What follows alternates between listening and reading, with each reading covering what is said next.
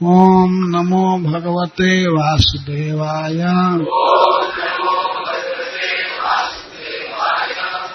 श्लोक 8-9। सुत उवाच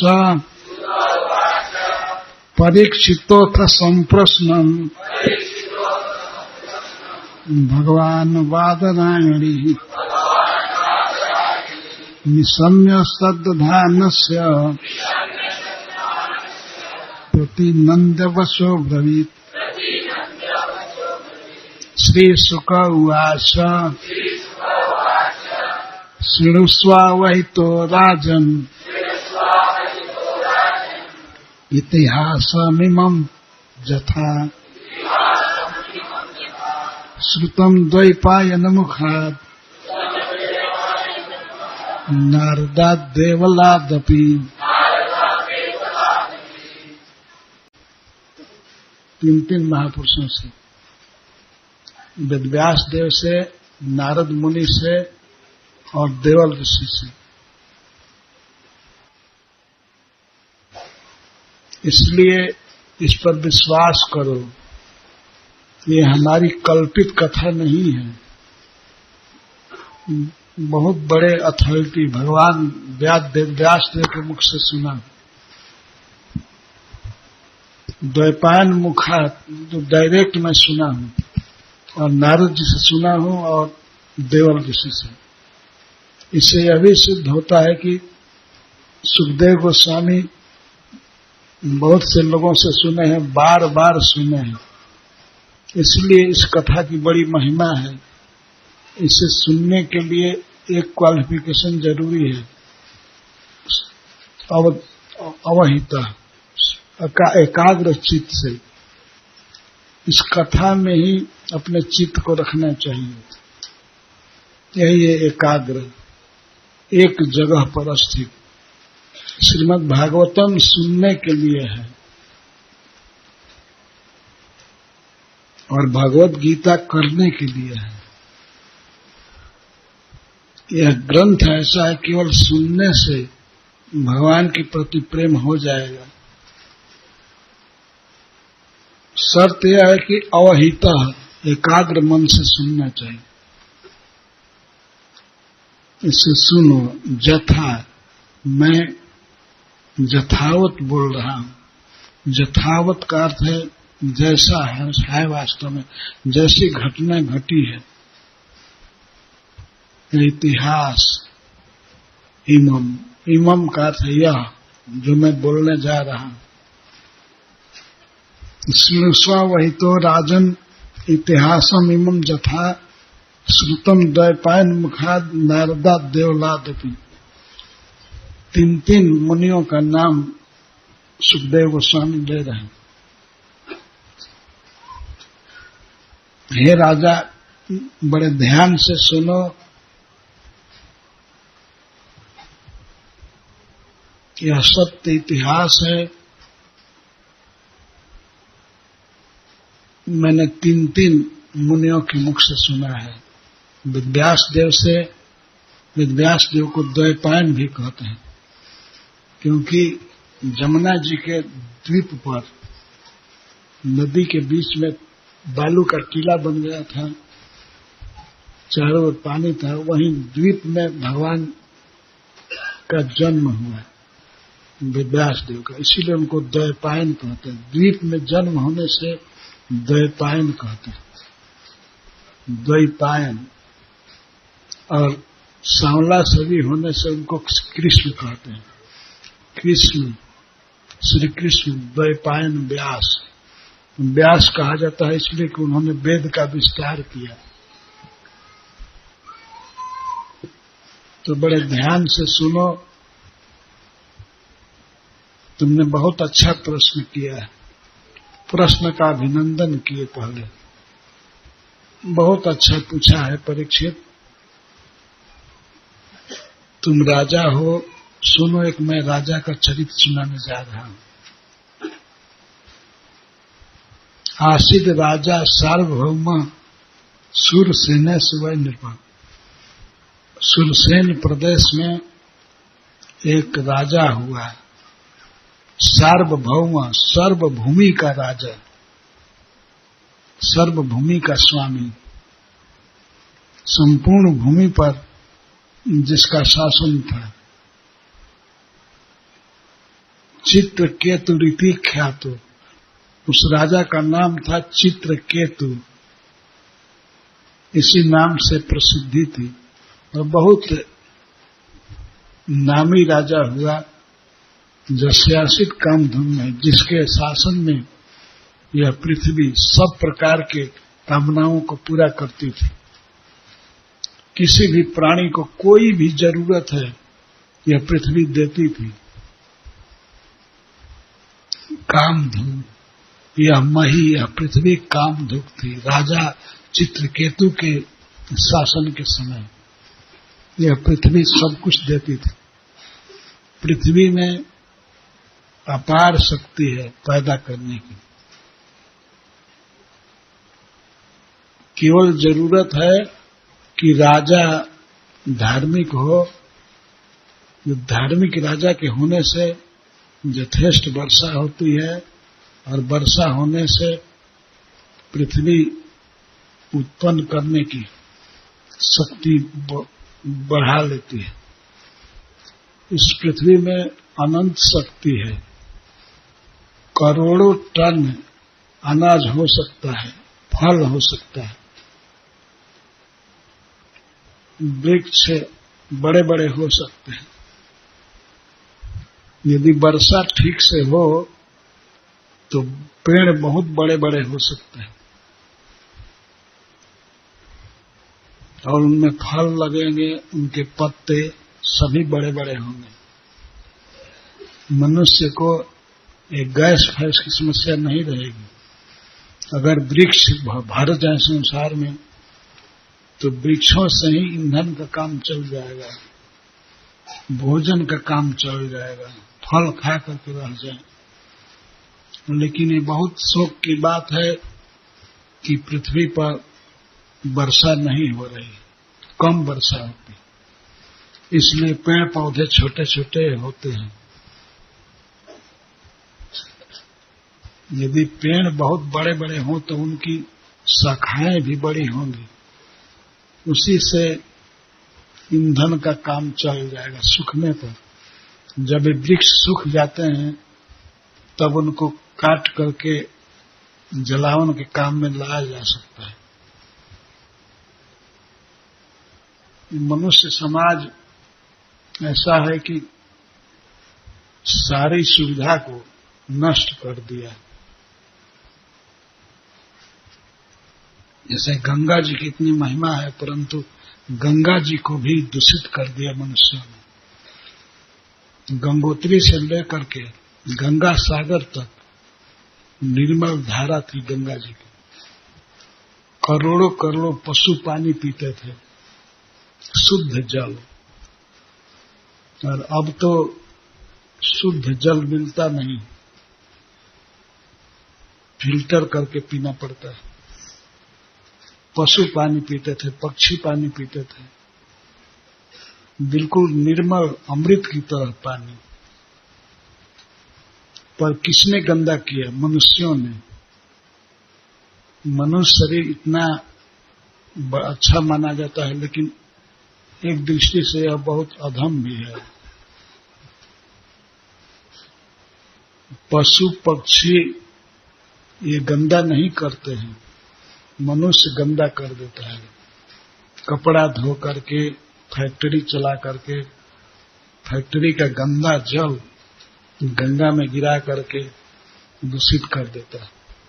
इस देश के प्रधानमंत्री की योजना है कि गंगा जी शुद्ध रहें, परंतु शुद्ध रहने दे लोग तब न, बहुत अशुद्धि बढ़ रही है।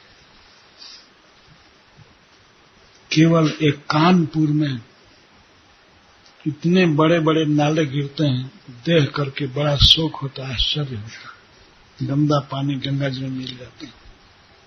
राजा चित्रकेतु के शासन में सब चीज परम शुद्ध था। सारी पृथ्वी सारा उत्पादन दे रही थी।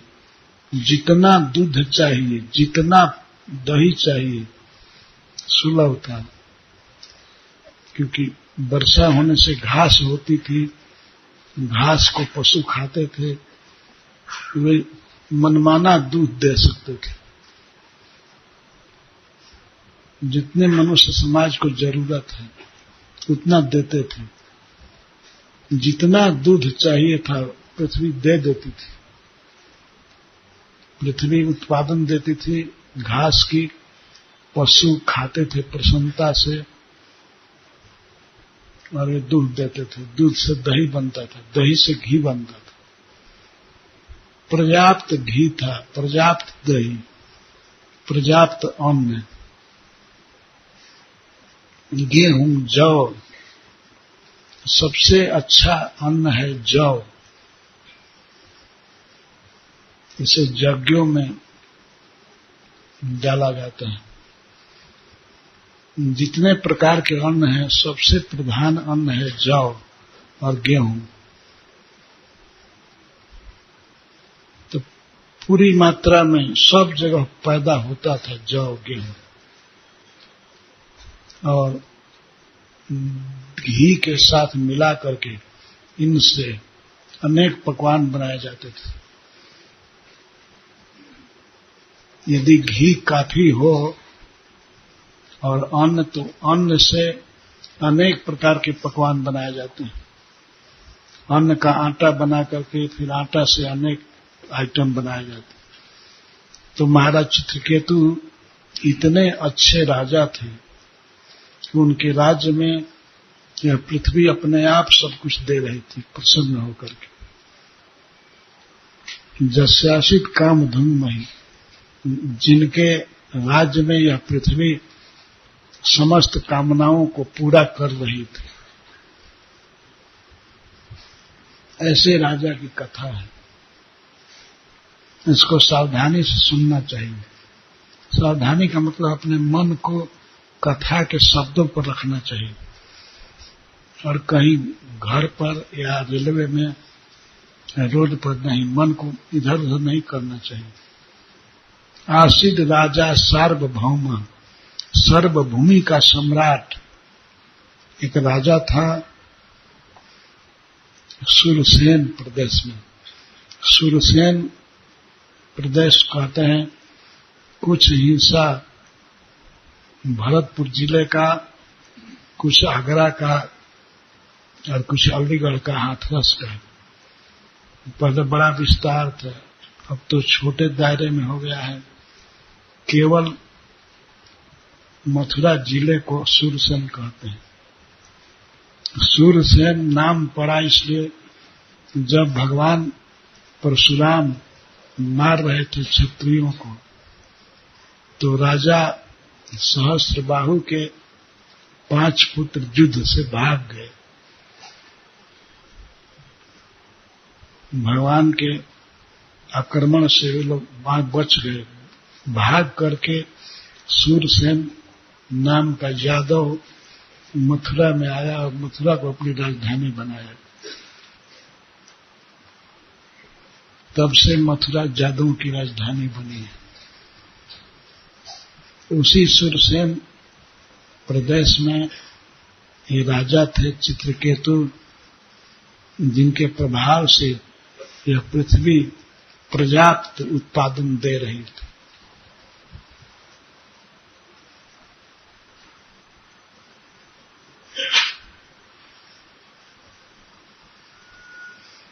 और आश्चर्य की बात है, तस्य भार्या सहस्राणाम सहस्राणी दशा भवन। उनकी हजारों पत्नियां थीं। कितनी थीं? हजारों पत्नियां।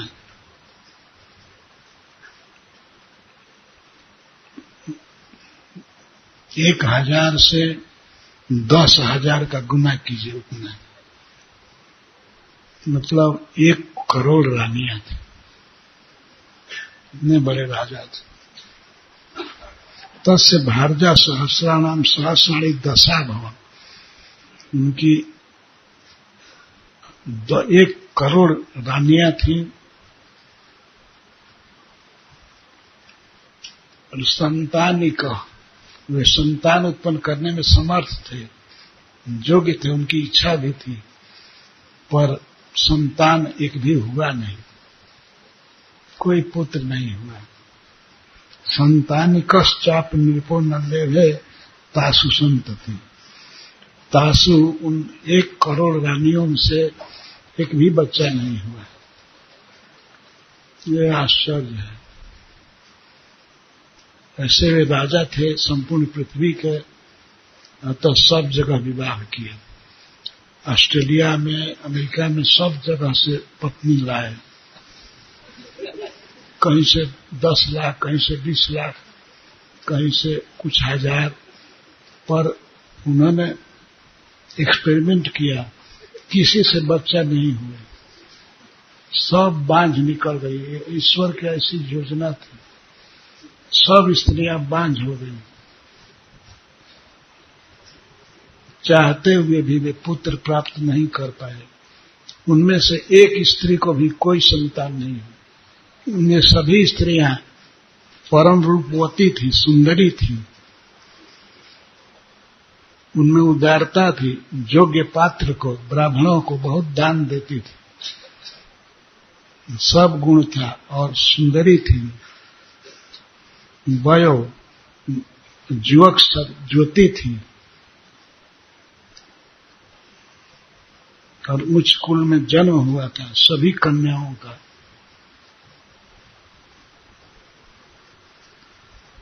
परंतु ऐसा दैव योग, दैव का विधान, 1 करोड़ रानियों में एक को भी कोई बच्चा नहीं हुआ। ये सब भगवान की लीला है, क्या कहा जाए। बहुत प्रयास किए, बहुत से झाड़ने फूंकने वाले आए उनके पास, हम आपको संतान दे देंगे, कृपया निसंतान रोगी हतोत्साहित न हो, मैं आपको दे दूंगा पुत्र।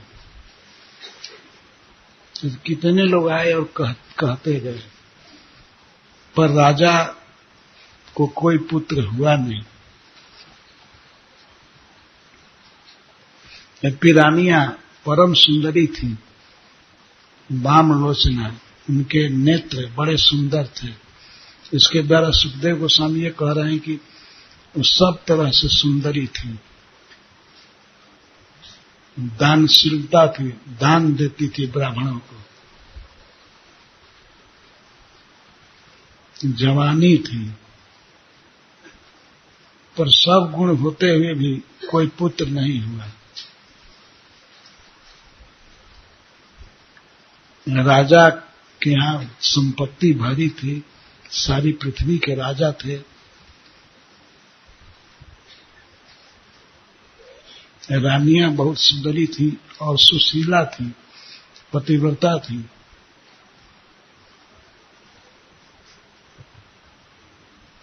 अपार ऐश्वर्य था,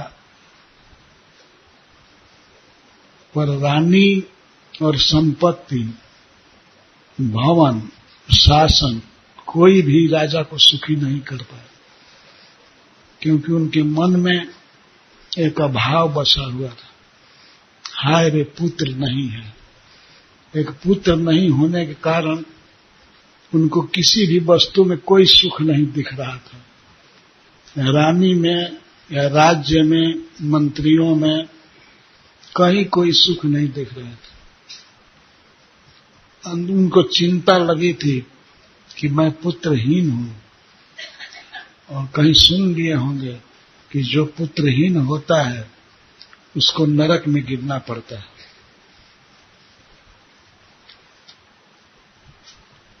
उसके पूर्वज भी नरक में गिर जाते हैं। तो इसी बात का उनको खेद था। अपार धन भरा हुआ है, रानियां अनुकूल हैं, सब सुख है, लेकिन एक अभाव जो मन में बस गया, उसके चलते कहीं सुख नहीं देख रहे। यही सिद्धांत है। अगर किसी व्यक्ति का मन किसी वस्तु के लिए तरस रहा है उसके अभाव की अनुभूति हो रही है, तो और जितने भी भोग पदार्थ हैं भरे रहें, उससे सुख नहीं होगा। एक वस्तु की कामना रहेगी, उसी से दुख भरा रहेगा, सुख नहीं मिल सकता। सारा राज्य भरा था, सब प्रजा अनुकूल थी, रानियां परम सुंदरी थी, पर राजा को कोई सुख नहीं था, क्योंकि उनके मन में यही बात बसी थी कि मुझे पुत्र नहीं है, मुझे पुत्र चाहिए।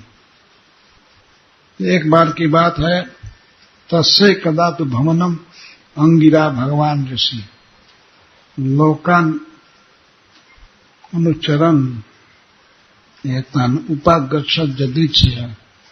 एक बार की बात है, भगवान ब्रह्मा जी के परम तेजस्वी पुत्र अंगिरा जी लोगों के पास घूमते हुए भगवान की इच्छा से राजा चित्रकेतु के पास पहुंच गए। कोई प्लान नहीं था जाने का, लेकिन ऐसे ही घूम रहे थे।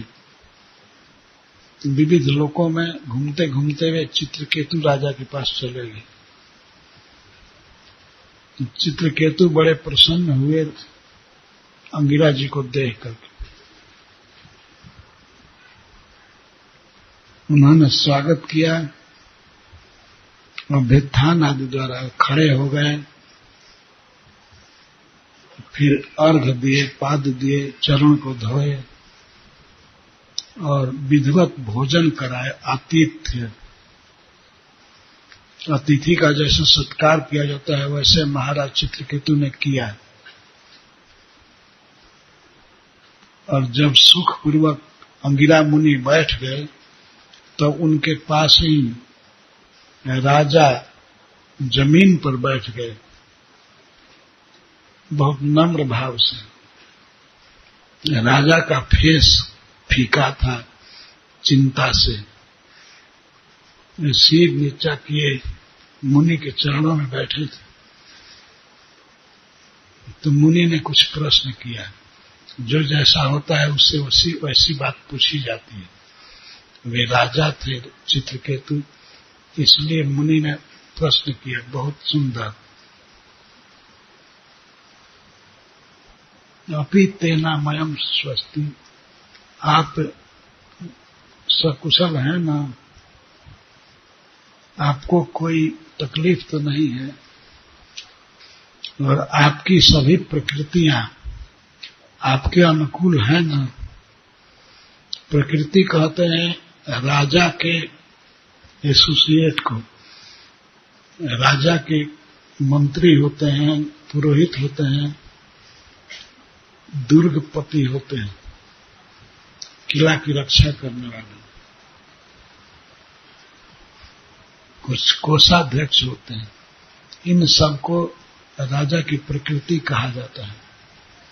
राजा अकेले नहीं होता है, जहां राजा होता है तो अपने आप मंत्री होते ही हैं, गुरुजी होते हैं। तो महर्षि अंगिरा पूछ रहे हैं कि आप अपनी प्रकृति के साथ कुशल हैं ना? आपके जितने भी कर्मचारी हैं, गुरु हैं, वे सब आपके अनुकूल रहते हैं ना? राजा तब सुखी होता है जब उसके साथ रहने वाले सभी कर्मचारी अनुकूल हों। और ये भी पूछ रहे हैं कि आप सलाह लेते हैं ना? इन सबसे प्रकृति से सलाह लेते हैं ना? प्रकृति का अर्थ है जो मंडलपति हैं, आपके राज्य में गवर्नर हैं या कलेक्टर हैं, उनसे आप सलाह लेते हैं ना? और आपके अधीन वे लोग हैं ना?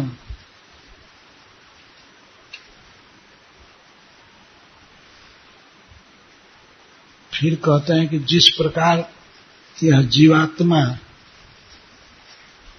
7 तत्वों में रहता है, महत तत्व में, अहंकार में और प्रकृति के 5 सूक्ष्म पदार्थों में,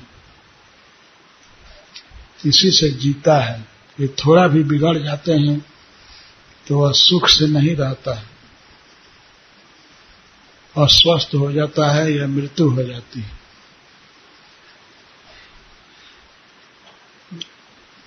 जीवात्मा को यह शरीर मिला हुआ है, ये शरीर 5 चीज से बना है, भूमि से, जल, अग्नि, वायु और आकाश से। इसमें से कोई भी पदार्थ थोड़ा सा डिसबैलेंस हो जाए, बिगड़ जाए तो शरीर काम नहीं करता है। शरीर में हवा है, लेकिन हवा यदि बिगड़ जाए, बात रोग हो जाए, तो उससे भी शरीर अक्षम हो जाता है, चलता नहीं। शरीर में यदि पानी बिगड़ जाए, पेशाब अच्छा से ना हो, तो आदमी मर ही जाएगा। तो यह समझा रहे हैं जैसे महत तत्व अर्थात पंचभौतिक पदार्थों के बीच जीवात्मा रह रहा है, लेकिन कोई भी तत्व बिगड़ गया तो उसकी हालत बिगड़ जाती है।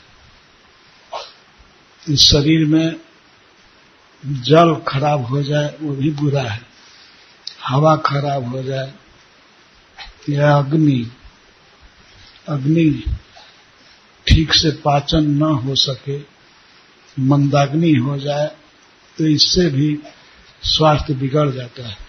तो हे राजन, किसी राजा के राज्य में यदि गुरु न हो, सुप्रीम इंस्ट्रक्टर, जब उपदेश देने वाला, तो उसका राज्य सुखी नहीं होता है।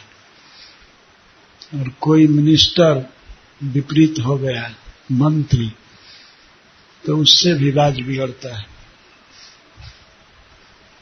ये पूछ रहे हैं कि मैं देख रहा हूं आपका चेहरा उतरा हुआ है, आप कुछ चिंता में हैं। चिंता में तो थे कि पुत्र नहीं है, और महामुनि पूछ रहे हैं कि आपकी यह चिंता अपने आप आपसे है या दूसरे के कारण।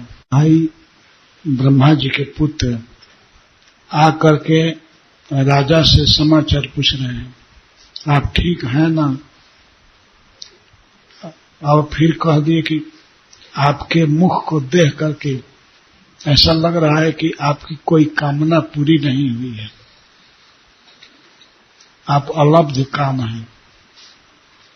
तो ये बताइए, आपको दुख है किसी और से, दूसरे से, कि आपको अपने से दुख है? आप किसी बात की चिंता करके दुखी हैं, कोई दुख में डाल दिया है? आप दुखी हैं क्योंकि चेहरा बता रहा है कि face is the index of heart, हृदय की बात को चेहरा बता देता है, तो आप दुखी हैं। तो क्या दुख है? इतना सुनते ही वो राजा रोने लगा और जमीन पर तो बैठा ही था, फिर चरण में गिर करके ऋषि के लगा कहने, हमको वो सब कुछ प्राप्त है जो बड़े बड़े देवताओं को, इंद्र को भी नहीं प्राप्त है। हमारे पास ऐश्वर्य है, स्त्रियां हैं, सब कुछ है, धन वैभव अपार है, जो लोकपालों को प्राप्त नहीं है वो धन मेरे पास है, लेकिन फिर भी मुझे सुख नहीं है, क्योंकि मुझे पुत्र नहीं है।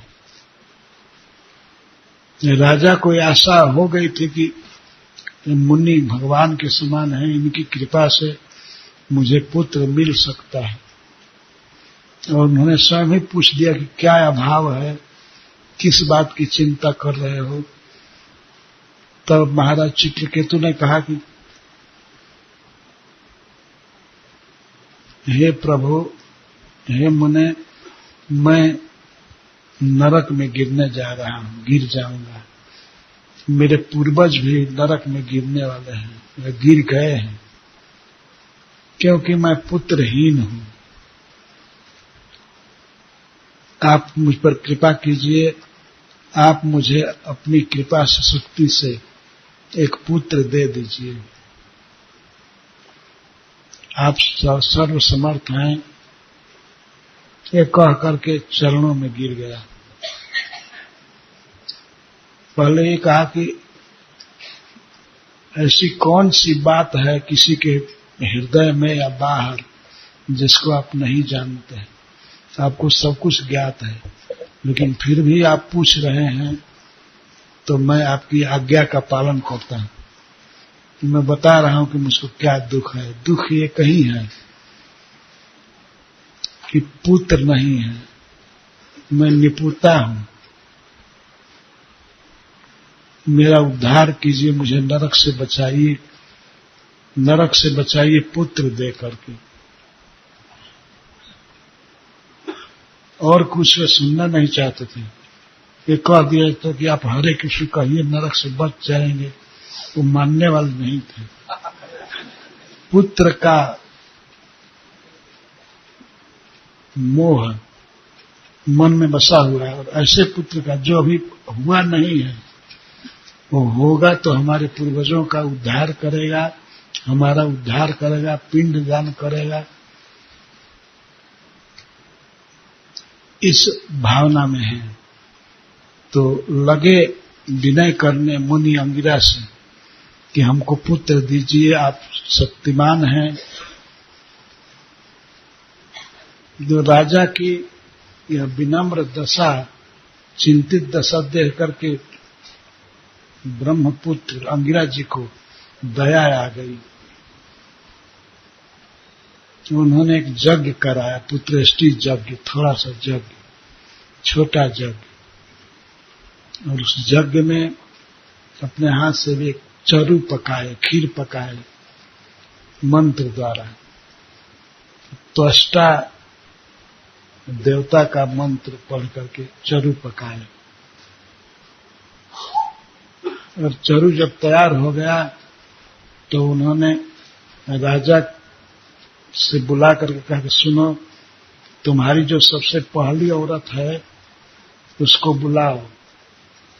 उसका नाम था कृतदुति। तो उस पहली औरत को बुलाया गया, उसके हाथ में दे दिया अंगिरा जी ने खीर। कहा कि इसको खा लो, तुमको एक पुत्र होगा।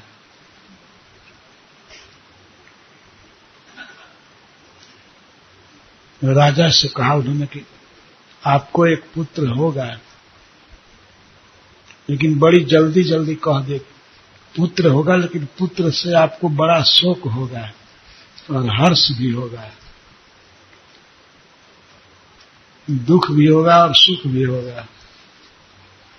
तो राजा उसका परपट स्वयं समझ गया। कहा कि अच्छा, पुत्र से दुख होगा तो कम से कम पुत्र होगा ना। वो खुश हो गया, वो कुछ पूछा नहीं अंग्रेज से। उससे एक कहावत है कि किसी को मामा नहीं है तो नहीं मामा से काना मामा अच्छा है, ऐसा लोक में कहावत है ना। नहीं पुत्र होने से पुत्र भले दुख दे लेकिन अच्छा है। राजा चित्रकेतु ने माना। उन्होंने सोचा कि पुत्र एकलौता होगा, राजा का पुत्र, इसीलिए उदंड हो जाएगा, आज्ञा नहीं मानेगा तो कुछ दुख होगा, सह लूंगा। लेकिन पुत्र होने का होने की संभावना करके वे बहुत प्रसन्न हो गए और मुनि आज्ञा लेकर के चले गए। राजा चित्रकेतु ने कुछ पूछा नहीं कि क्या दुख होगा, क्या सुख होगा। सुख तो समझ रहे थे कि पुत्र होने से अब मेरा उद्धार हो जाएगा, मेरे पूर्वज तर जाएंगे, क्योंकि पुत्र पिंडदान करेगा, श्राद्ध करेगा। लेकिन क्या दुख होगा वह पूछ नहीं पाए और अंगिरा जी बिना बताए चले गए। तो ये अभी एक ट्रिक था अंगिरा जी का, स्त्रियों में झगड़ा लगा देना। एक स्त्री को उन्होंने खीर दिया और किसी को नहीं। एक स्त्री से एक पुत्र होगा। ये सर्वज्ञ मुनि जानते थे कि आगे क्या होगा, सर्वज्ञ थे ना। आगे क्या होगा, आगे यह कर्म होगा कि अन्य स्त्रियों को जलन होगी पुत्रवती स्त्री से और वे जहर दे देंगी बच्चे को, मर जाएगा। तो पहले पुत्र उत्पन्न होने पर जो आनंद हुआ उसको सुनिए। जो सबसे श्रेष्ठ रानी थी, सबसे ज्येष्ठ थी, उसका नाम था कृतदूती। तो कृतदूती के हाथ में खीर दे करके पात्र और अंगिरा जी चले गए। कृतदूती को गर्भ हुआ है, पुत्र हो गया, गर्भ में बढ़ने लगा पुत्र। जैसे शुक्ल पक्ष में चंद्रमा रोज बढ़ता है उस तरह से कृतदूती का गर्भ बढ़ने लगा। बहुत आनंद छा गया उनके राज्य में, पूरी जनता बहुत प्रसन्न थी। बहुत बड़ा दान किया राजा ने पुत्र के जन्मोत्सव में। ब्राह्मणों को गौएं दान दिया, 60 करोड़ गौएं। यह आश्चर्य नहीं है, उस समय पूरे भारतवर्ष में केवल गौएं थी। चारों तरफ घास, पानी था, सरोवर था, तो गौएं बहुत संख्या में थी। तो राजा चित्रकेतु 60 करोड़ गौएं दान दिए पुत्र के जन्म के खुशी में। और अन्य लोगों को भी दान दिए। जैसे मेघ वर्षा करता है तो सबके खेत में पानी भर देता है, इस तरह से राजा चित्रकेतु ने दान दिया। जो आया उसको हीरा सोना दान करते रहे, बहुत दान दिए। कपड़ा, बहुत दान दिए। यहाँ उदाहरण दिया गया कि जैसे पर्जन्य मेघ वर्षा करता है वैसे वर्षा करते खुशी से। और किस लिए दान कर रहे थे कि मेरा बेटा दीर्घायु बने, हमारे बाद राजा बने, इस उद्देश्य से दान कर रहे थे। बहुत दान दिए। तो जिस स्त्री को पुत्र हुआ उसी स्त्री के घर में राजा रोज जाते थे, बच्चे से स्नेह करते थे। ये स्वाभाविक है, बच्चे से प्रेम हो गया इसलिए बच्चे को खिलाने के लिए, दुलारने के लिए वे जाते थे और बच्चे वाली माँ से ज्यादा प्रेम हो गया, उसी के घर में जाते थे और बच्चे को हमेशा खिलाते थे, दुलारते थे। और ऐसा हुआ कि उन्होंने ध्यान छोड़ दिया अन्य पत्नियों पर। वे कैसे रह रही हैं, क्या खा रहे हैं, कैसे जी रहे हैं, ये सुधि नहीं लेते थे। पुत्र वाली पत्नी के प्रेम में इतने पड़ गए, अन्य स्त्रियों का ध्यान नहीं रहा। इस कारण से अन्य स्त्रियों को बहुत बड़ा दुख हुआ। वे आपस में एक दिन मीटिंग की। मीटिंग में कहने लगी, देखो ये राजा कैसा हो गया, अब हमें पूछता नहीं है कि कब साड़ी पहनोगी या खाओगी। केवल कृतदूती कोई अपना मानता है, हम लोगों को अपना मानता नहीं है, हमसे समाचार भी नहीं पूछता है। तो इतना मीटिंग में द्रोह बढ़ा, आपस में द्वेष हो गया राजा के दुर्व्यवहार से। इस संसार में कहीं सुख नहीं है। देखिए, पुत्र हुआ इतना प्रयास से, ऋषि की कृपा से, और पुत्र होने के बाद दूसरा दुख हो गया कि राजा पुत्रवती पत्नी के ही घर में जाते थे और उनसे पूछते भी नहीं थे अन्य स्त्रियों से कि आज खाई कि नहीं। प्रिय रानी थी, कोई चीज का अभाव नहीं था, लेकिन राजा पूछते नहीं थे, यही बहुत बड़ा अभाव था। तो आपस में उन लोगों ने अपने को धिक्कारना चालू किया। धिक्कार है उस स्त्री को जिसको पुत्र नहीं है। हम लोगों की ये हालत है। देखो, हम लोग दासी से भी गई बीती है, बल्कि दासी की दासी। तो किसी स्त्री ने कहा कि दासी को क्या दुख है, वो तो रोज रोज सेवा करती है अपने स्वामी की और उनका सम्मान पाती है, हम तो दासी से भी गई बीती हैं। तो इसका कारण क्या है? कब से राजा विषम हो गए? जब से पुत्र हुआ है। तो एक काम करो, कहीं से पॉइजन मंगाओ और इस बच्चे को खत्म करो, तब राजा सम हो जाएगा।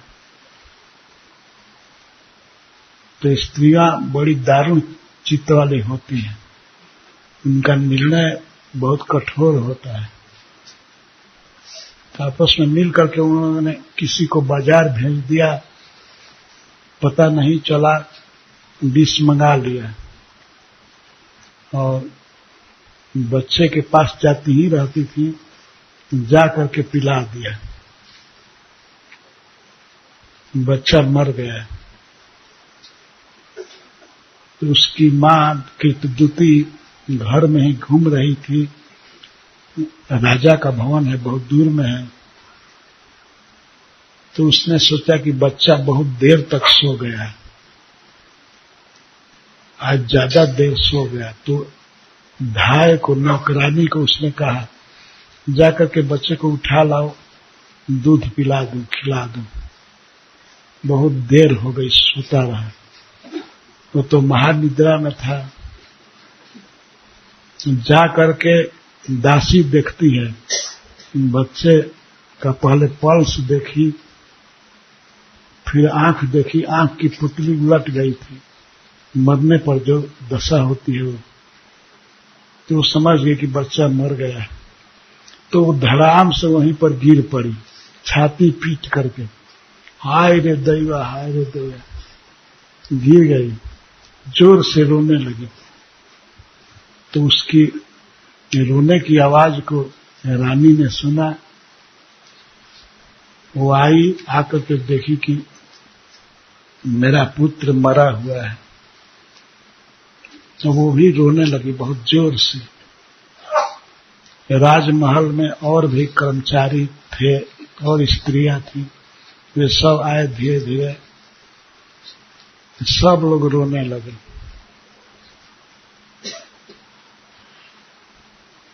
तो इतना आनंद दिया भगवान ने, एक पुत्र दिया, लेकिन उसको भी छीन लिया। दुख में पड़ गए, सभी मंत्री लोग रोने लगे, बड़े बड़े ब्राह्मण वो भी रोने लगे। रानी कृतदूती का विलाप विचित्र हो रहा था। राजा को एक खबर मिली, मेरा पुत्र मर गया है। तो वे किसी तरह से स्खलित होते हुए गिरते भाराते हुए आए। उनको चलने की शक्ति नहीं थी, शोक के कारण किसी तरह पहुंचे पुत्र के पास। देखे पुत्र मरा हुआ है, तो मरे हुए पुत्र के पास वे गिर पड़े चरणों के पास और स्वयं मरे जैसे हो गए। उनको रोने में आवाज नहीं निकल रही थी, केवल शोक छाया था। अतिशय शोक होने से कुछ बोल नहीं पा रहे थे। उनकी इस दशा को देख करके रानी जोर से रोने लगी। सब मंत्री रो रहे थे, प्रजा रो रही थी। उस राजभवन में केवल शोक छा गया, कोई समझाने वाला नहीं था, कोई सांत्वना देने वाला नहीं था। सब लोग रो ही रहे थे। राजा रो रहे थे, रानी जी रो रही थी, बहुत विलाप कर रही थी। और रानी तो ऐसा विलाप कर रही थी, उसको सुन करके और लोग रोने लगे। यहाँ रानी का विलाप दिया गया है।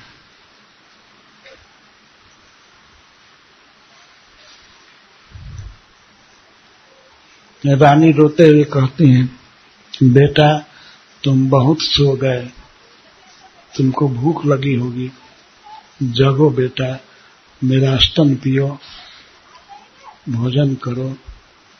और तुम्हारे साथी लड़के तुमको खोज रहे हैं खेलने के लिए।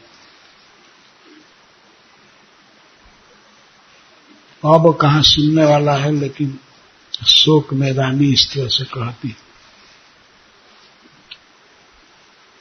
बेटा तुम्हारे वियोग में तुम्हारे पिताजी नहीं रहेंगे, जब तुम्हारे पिताजी नहीं रहेंगे तो मैं भी नहीं रह पाऊंगी। तुम ही हमारे सहारे हो, हमें छोड़ करके जमराज के साथ मत जाओ। ये जमराज बड़ा कठोर है।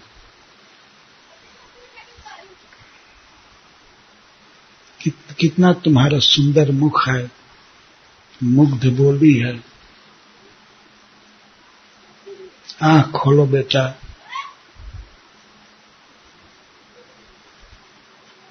इस तरह से विचित्र विलाप कर रही थी। जैसे लोक में देखा गया है, किसी पुत्र के मरने पर जैसे माँ विलाप करती है, वैसे कृतदूती बहुत रो रही थी।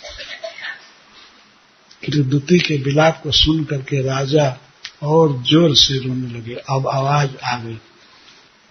रोते रोते फिर पुत्र के चरण के पास गिर गए और ऐसे चुप हो गए, पड़ गए, जैसे लगता था कि ये भी मरे हुए हैं। मरे हुए पुत्र के पास पिता मरे हुए जैसे हो गया। सोच करके अब मेरा उद्धार कैसे होगा, अब मेरे पूर्वज कैसे तरेंगे।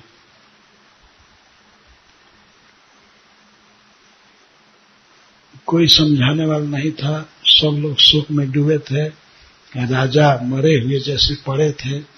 उसी समय श्री अंगिरा मुनि आए वहां श्री नारद जी के साथ,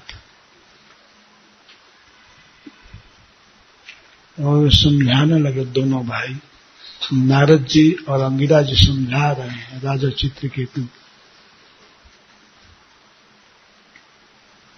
चित्रकेतु को समझा रहे हैं,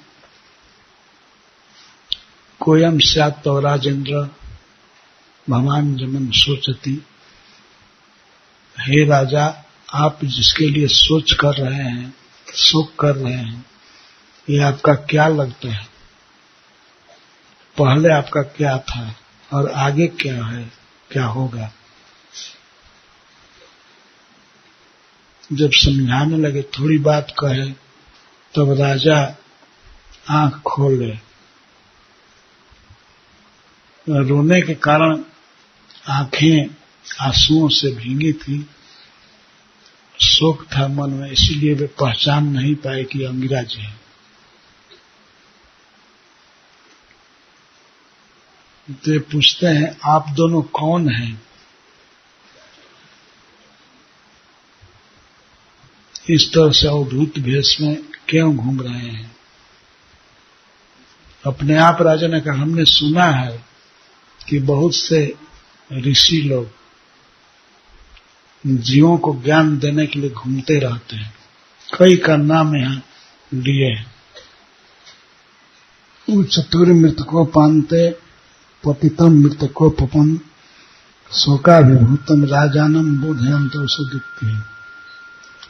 सदुक्ति सुंदर उपदेश द्वारा राजा को सांत्वना दे रहे हैं।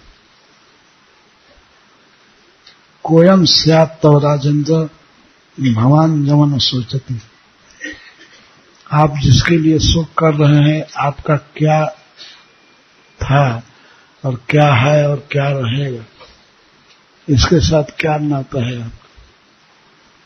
इसको सुनते ही चित्रकेतु ने कहा ये मेरा पुत्र है और बहुत काल के बाद मुझे पुत्र प्राप्त हुआ, अब मर गया है तो हमें शोक हो रहा है। जैसे नदी की धारा चलती है तो धारा के प्रवाह वेग से बालू के कण आपस में मिलते रहते हैं, कभी बिछुड़ते हैं कभी मिलते हैं। इसी तरह से काल के प्रवाह में पड़ा हुआ प्राणी कभी कभी आपस में मिल जाते हैं, कभी बिछुड़ जाते हैं। नदी की धारा में बालू बहते रहते हैं, आपस में कभी कभी मिल जाते हैं और कभी धारा के कारण ही फिर बिछड़ जाते हैं।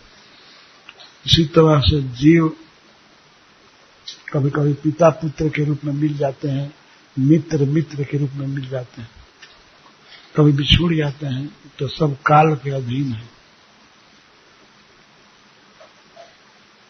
जैसे कोई बीज बोता है,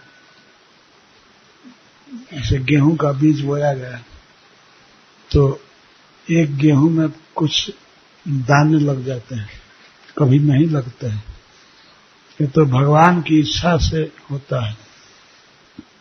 किसी को कभी पुत्र प्राप्त होता है, कभी नहीं होता है। हे राजा, ये संबंध है, न पहले था और न बाद में रहेगा। ये बीच में केवल दिख रहा है कि आपका पुत्र है, वास्तव में कोई किसी का नहीं है। भगवान की माया शक्ति द्वारा सब भ्रमित हो रहे हैं। यह भगवान की ही व्यवस्था थी कि इतने काल तक आपको कोई पुत्र नहीं हुआ, और जिस भगवान ने पुत्र दिया था वही छीन लिए। आप चिंता मत कीजिए, यह पहले आपका बेटा नहीं था और बाद में भी नहीं रहेगा। तो वास्तविकता यह है कि कभी नहीं है। तो चित्रकेतु को थोड़ा सा होश हुआ, नेत्र खोले, पूछने लगे कि आप कौन हैं, कहां से आए। तब अंगिरा जी ने कहा कि आप पुत्र की कामना से तड़प रहे थे, आपको पुत्र देने वाला मैं हूं, अंगिरा। और ये ब्रह्मा जी के परम शक्तिशाली पुत्र हैं नारद जी, जो वीणा दिए हुए हैं। तब राजा ने प्रणाम किया नारद जी को, अंगिरा जी को।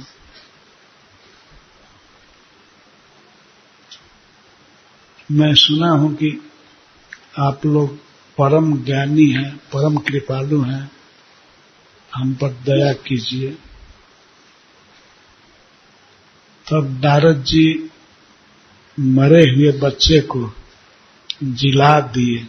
उन्होंने कहा, हे राजकुमार, तुम उठो, अपनी शेष आयु पूरा करो और अपने पिता के द्वारा दिए हुए राज्य को भोगो। सुख को भोगो। तो वो बेटा चेतना में आकर के क्या कहता है ये मैं कल कहूंगा। बहुत सुंदर शिक्षा है।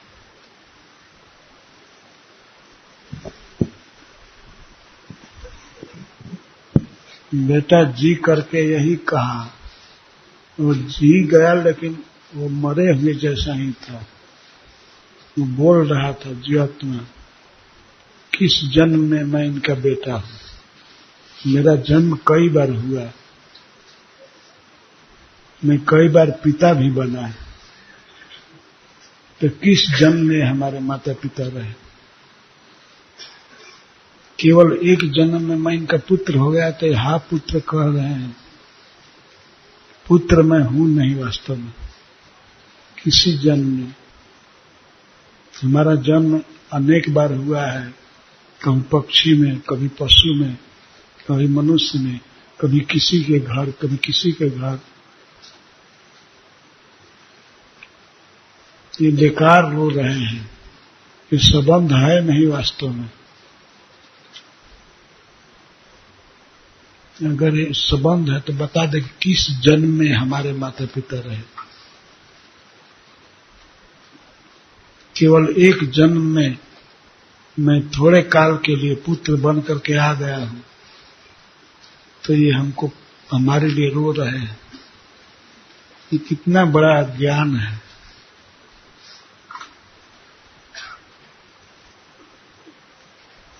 ये सब अज्ञान में रो रहे हैं। मैं किसी का पुत्र नहीं हूं, न कोई मेरा पिता है, न मेरी मां है। ये सब ईश्वर का खेल है, माया है। कोई जीव पुत्र बन जाता है, कोई माता बनती है, कोई पिता बनता है।